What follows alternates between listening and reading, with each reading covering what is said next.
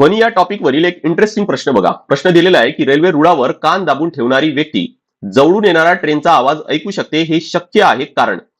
काय दिलंय या प्रश्नामध्ये, तर एक रेल्वे ट्रॅक आहे आणि त्या रेल्वे ट्रॅकवर एक व्यक्ती आपला असा कान लावून ठेवतोय.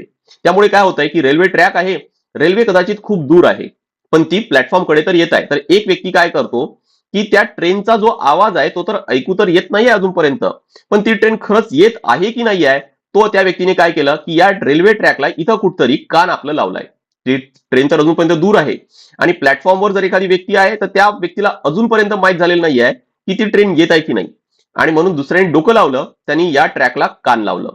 तर प्रश्न हा विचारलाय की या व्यक्तीला समजलंय की ट्रेन येत आहे की नाही येत आहे, या मागे कारण काय असेल ते विचारलंय.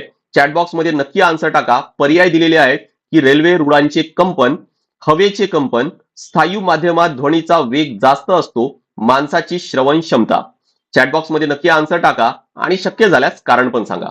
आणि असेच प्रश्न सॉल्व्ह करण्यासाठी रोज आपला सायंकाळी 5:30 वाजता सेशन असतो सायन्सचा, तो पाहायला मिस करू नका. तुमचे कॉन्सेप्ट खूप चांगले क्लिअर होतील.